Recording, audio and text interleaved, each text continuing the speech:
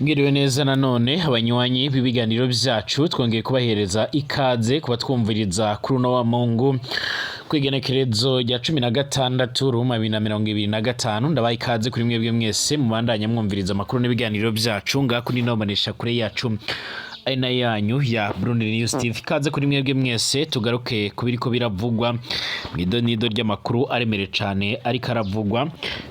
Turaza kugaruka ku makuru yihuta cyane akomeje kugenda aravugwa ku bikomeje kubera mu buseruko bwa Republika Iharanira Intwaro Rusange ya Kongo, akomeje kuba ingwano ziremere cyane ndetse ingwano zikomeje guhitana ubuzima bw'abatari bakeya nkuko amakuru yama aradusumira amatwi. Ingabo z'u Burundi zo zirakomeje gusabwa guhunga ku rugero rudasanzwe mu nyuma y'uko zishobora kwivuganwa n'umwari wa M23 ukomeje kwataka ibice bimwe na bimwe by'intara Kivu y'Amajyepfo, aho gushika no mwanya ingabo z'u Burundi zishobora kuza kugera no mu bice bimwe na bimwe bigiye bitandukanye byiganjemo cyane cyane nyine ibyegereye no ku gihugu cy'u Burundi, mu gihe M23 yo kwegereza ibice bimwe na bimwe byegereye u Burundi. Rero nyine biraboneka yuko ingwano Everest Ndayishimiye aherutse gutangaza yabigiye gutangura mu buryo bweruye nkuko amakuru yama aradushikira. Izi ngabo z'u Burundi zari zimwe rero mu zimaze iminsi ziracungera ikibuga cy'indege cya Kavumu, ariko gushika uno mwanya zikaba zarakomeje kugenda zirakwira imishwaro nkuko byama bigaragara. Amakuru atari ivumbi yama aratushikira muri uno mwanya akavuga ko ingabo z'u Burundi ziriko zirahunga zerekeza mu bindi bice nkuko byama bigaragara. Ubuyobozi bw'umwari wa M23 bwarasabye abasirikare b'u Burundi bari muri RDC witaba ku butaka bw'iki gihugu byose bitaba ibyo ngibyo rero zikaraswa ngo rero ziri muri iki gihugu mu buryo rero budafututse canga se mu buryo butemewe.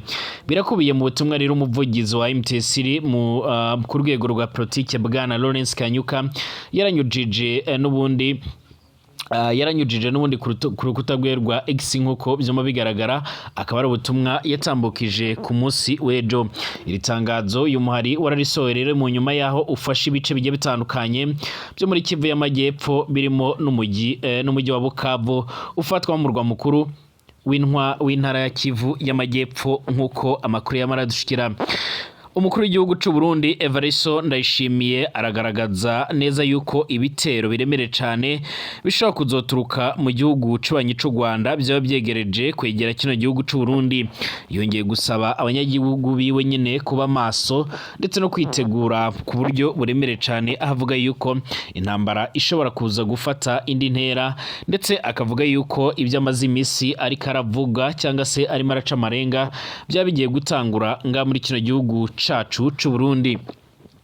Ni mu nyuma y'amajambo amaze imisi ariko aratangaza cyane amajambo yagiye aragarukaho mu nyuma y'uko rero nyine yari yagiye mu ntara ya Kirundo yegereye igihugu cy'u Burundi, aho yama aravuga yuko nyine abarundi batazemera kuba bopfa nk'abanyekongo bariko barapfa nk'impene. U Rwanda nyine u Rwanda ayongera kugabisha u Rwanda avuga yuko u Rwanda rwari rufise gahunda yo gutera u Burundi. N'umukuru w'igihugu cy'u Burundi Evariste Ndayishimiye yarongeye kuvuga ko u Rwanda ari umwansi u Burundi ni byabaye mu mpera z'indwi iheze. Nyine yongera amenyesha yuko kandi afise umugambi wo gukoranya abarundi bo mu ntara zose kugira ngo baje rero kurwana ku mupaka n'u Rwanda, hamwe rero nibyo shika rugatera igihugu ciwe nkuko amakuru yama aradushikira. Ibi byose kandi birakomeje gutera impungenge abanyagihugu nkuko amakuru yama aradushikira cange amakuru akomeza kugenda atugera bivuga. Turagaruka kandi kubiriko biravugwa cyane kwifatwa ry'ibice byo mu ntara Kivu y'Amajyepfo. Turagaruka uko bihagaze cyangwa uko byo byifashe muri Bukavu murazi neza ko ari umugwa mukuru w'intara ya Kivu y'Amajyepfo, mu nyuma y'uko M23 yamaze guhafata ikaba ikomeje no kwigarurira ibindi bice. Mwongeye kwirirwa neza mwese bwese, twongeye kugira iteka n'umunezero kongera gusubira kubana namwe abanywanyi b'ibiganiro byacu abatwumviriza nga kuri Burundi News TV. Nimba ari ubwa mbere ngaha ndagusabye uko option kwanditse sabone kugira ucaronka amakuru n'ibiganiro byacu, ubane natwe 5 kuri 5 ku makuru n'ibiganiro byacu tubatigurira ndetse tukabashikiriza kuri nomonesha kure yacu ana yanyu ya Burundi News TV. Ikaze kuri mwebwe mwese kandi mukurikira amakuru n'ibiganiro byacu muherereye nga mu Burundi mu makayitsi hamwe namwe mu bice bimwe na bimwe mwese turabahaye ikaze abatwumviriza muri ku mugabane w'Uburaya, Asia, Australia, Amerika ndetse n'ahandi hose abari mu karere k'ibiyaga binini mu bice bimwe na bimwe mwese turabahaye ikaze kuri mwebwe mwese. Reka tuyatangurire nga mu Burundi. Ingabo z'u Burundi zose zirasanzwe zibarizwa ku butaka bwa Republika Iharanira Intwaro ya Kongo, cane muri Kivu y'Amajyepfo ziramaze gusabwa n'umubare wa MTC ko zigomba gutavana bwango zikava ku butaka bwa Kongo byihuse nk'uko amakuru yama aradushya cange amakuru yama aradusumira amatwi. Ibi birakubiye mu itangazo ryashyizwe ahabona rero n'umuvugizi wa MTC ku rwego rwa politike bwana Lawrence Kanyuka, aho yingiye gusaba ingabo z'u Burundi kuzingutwa ngo ukivana bwango, maze akagaragaza neza yuko nizitobikora zizotangura kuraswaho umuriro w'ibisasu nk'uko bigaragara. Ingabo z'u Burundi zaragize uruhare ruremere cyane muri no ngwano mu byatumye inakomera cyane, ariko kandi ku ruhande rwa MTC rwarakomeje gukora ibishoboka byose.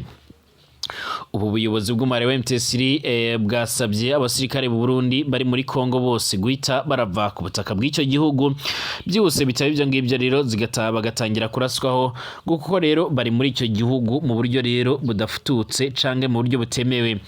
Nibikubiye mu butumwa umuvugizi wa MTC mu bya politiki bwana Lawrence Kanyuka yaranyujije mu itangazo uyu muhari washyize hanze rero ku mugoroba w'ejo aheze kwigenekerezo g'15 Ruhuma 2025.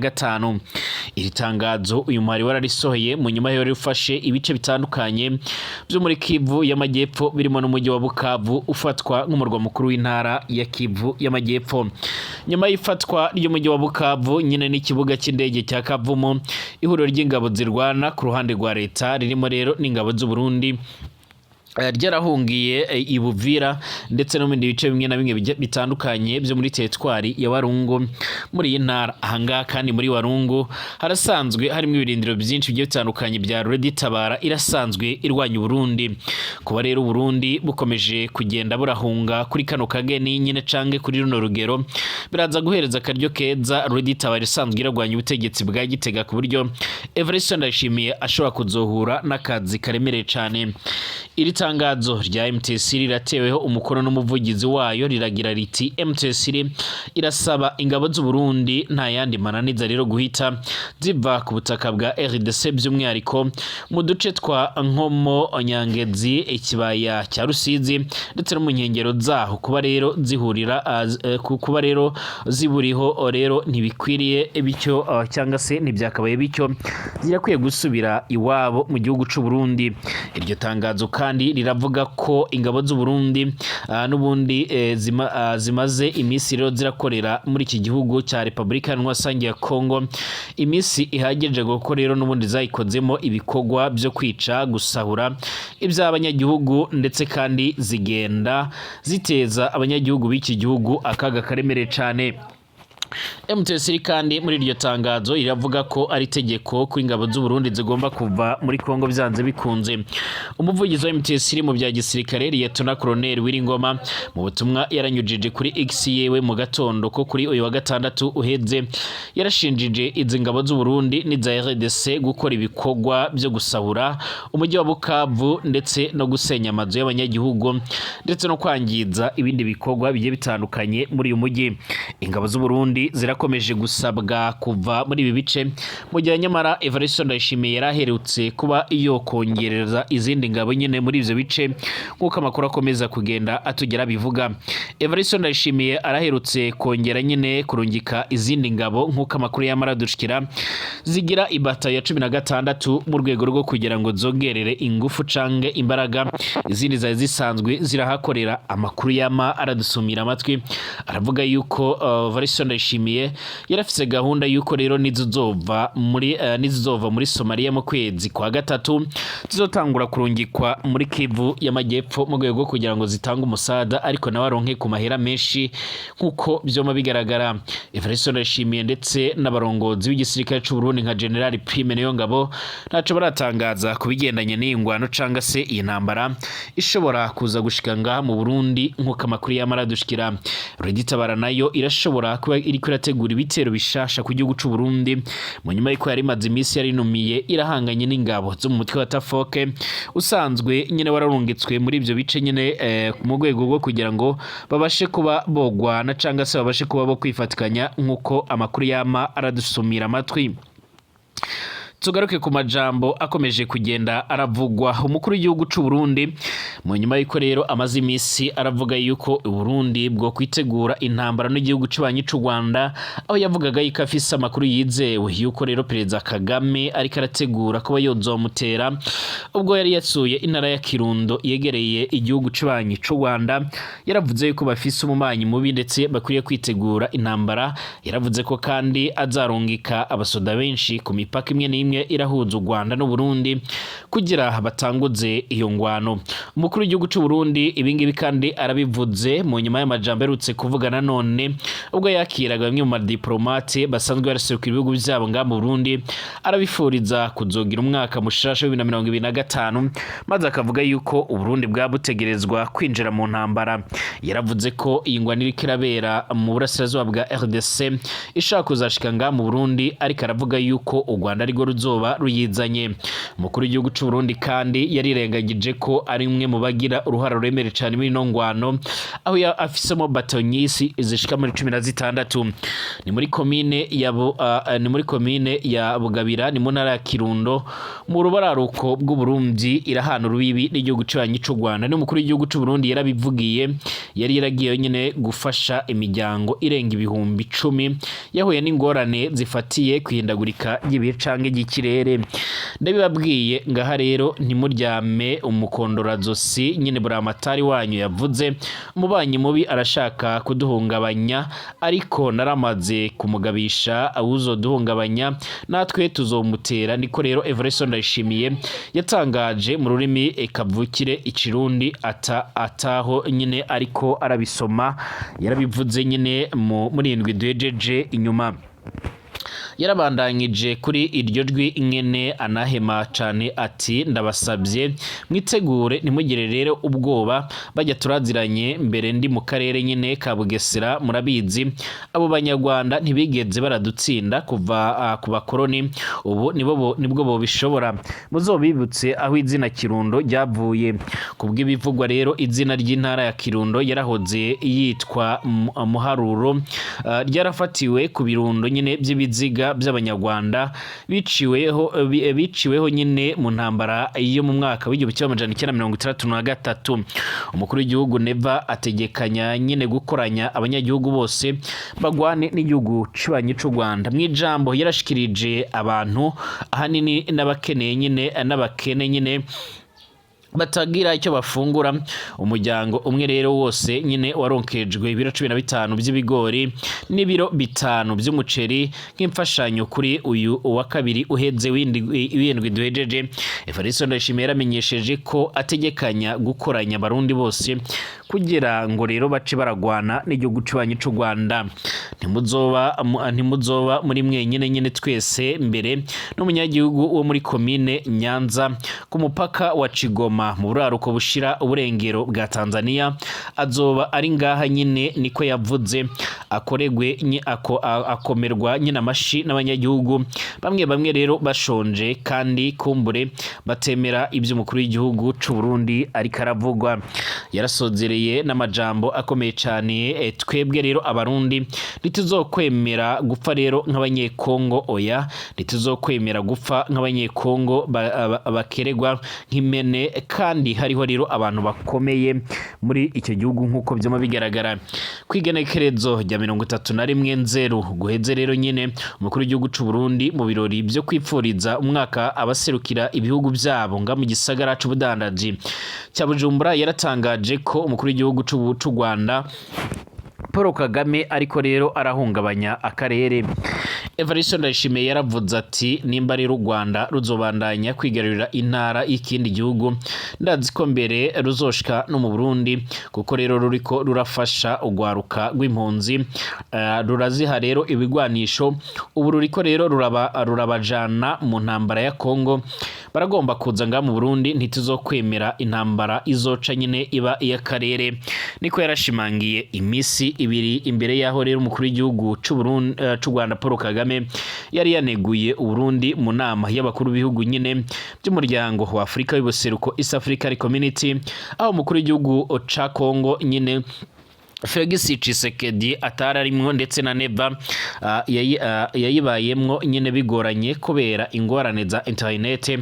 Perezida Kagame yaravuze ati mbere sinahura ukuntu Tshisekedi yumvira ko azotorera rero umuti ibibazo by'agateka k'abantu abicishije mu ntambara kubica kuzana ingabo ziteguriye nyine gufasha na cane Burundi. Sinibaza ko rero ivyo byagenze neza muri izindwi zeze kuva bariko barabikora mu gihe nawe rero nyine yariko arasangira n'abaserukira ibihugu byabo i Kigali kwigenekerezo g'16 Nzero 2025 muri uko kwezi guheze nyine Perezida Kagame yari yagirije Uburundi ko bushigikiye nyine abantu bakoze ihonyabwoko baba FDLR.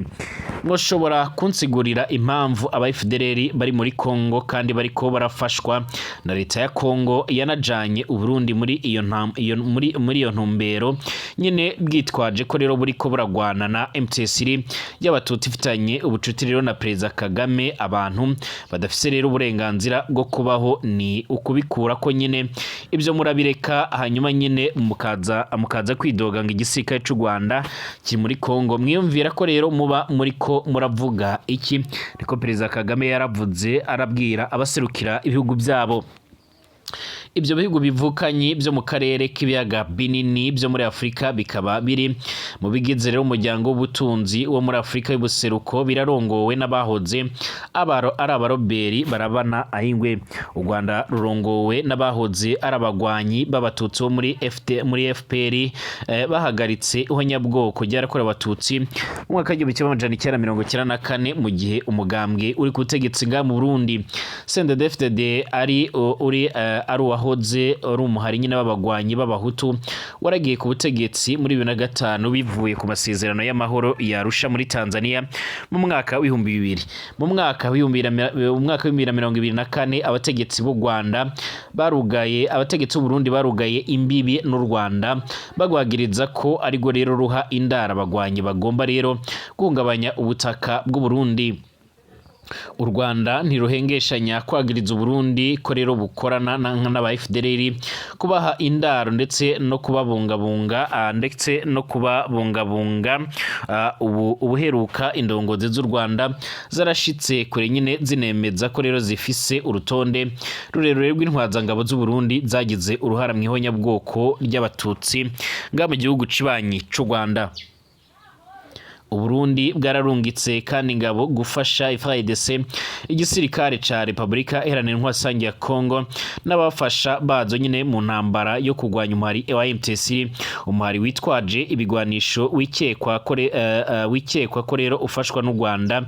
Ibyo leta y'u Rwanda yamayamiriza ntubwambira umukuru w'igihugu c'u Burundi avuga ko rero hariho uguhangana n'u Rwanda naho ubutegetsi bw'u Burundi bwarungitse kuva rero nyine mu mwaka uheze abasirikare benshi n'abanywanyi b'umuhari w'ugwaruka CNDD-FDD mbonera kure ku rubibe rw'igihugu cibanyi carwo no mu buraruko nk'uko amakuru yama aradushikira.